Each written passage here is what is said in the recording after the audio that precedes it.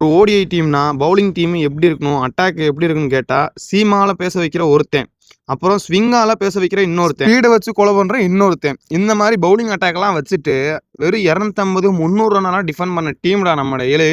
ஆனா இன்னைக்கு இருக்கிற சில தற்கூரி தற்திரியங்கள் என்ன பண்றாங்கன்னா, 350 ரன் அடிச்சதும் இல்லாம அந்த 350 ரன்னையுமே வந்துட்டு வெற்றிகரமா சேஸ் பண்ண விட்டு பிச்சை குறை சொல்லிக்கிட்டு அவன் சரியில்ல இவன் சரியில்ல, டிவு வந்துச்சு மாசம் ஆனா கடை வந்துச்சுன்னு சொல்லிட்டு ஊரை ஏமாத்தி திரிறாங்க. வெள்ளக்காரன் செஞ்சு விட்ட ரயில் இன்ஜின் எப்படி நிக்காம ஓடுமோ அதே அளவுக்கு இன்னைக்கும் நம்ம கிட்ட ஓடிஐல ஓடக்கூடிய பிளேயர்ஸ் இன்னும் இருக்காங்க. எப்படின்னு பார்த்தா சிம்பிள் எக்ஸாம்பிள் முகமது சிராஜ், புவனேஸ்வர் குமார், இவங்கெல்லாம் வந்துட்டு கடந்த 4-5 வருஷமா கொடூரமான ஃபிட்னஸை வச்சுக்கிட்டு பயங்கரமான பவுலிங்லாம் போட்டு தெறிக்க விட்டுட்டு இருக்காங்க. அதுவும் இல்லாம இந்த வட்டம் இங்கிலாந்து சீரீஸ் லாஸ்ட் டெஸ்ட்ல வந்துட்டு சிராஜ் மட்டும் இல்லைன்னா சில பேரோட மானம்லாம் கப்பல் ஏறி இருக்கும். ஆனாப்பட்ட மனுஷையே வந்துட்டு உட்கார வச்சு விட்டாங்க. 24 வயசு பையன் தோத்து போவான். அதை விட கொடூரமான பெர்ஃபார்மன்ஸோட முகமது சமி வந்துட்டு இன்னைக்கும் சமா டிராஃபில வந்துட்டு தெறிக்க விட்டுட்டு இருக்காரு. ஆனாப்பட்ட பிளேயரை வந்துட்டு உனக்கு ஃபிட்னஸ் இல்லை வயசாயிருச்சுன்னு சொல்லிட்டு ஏமாத்திக்கிருக்காங்க.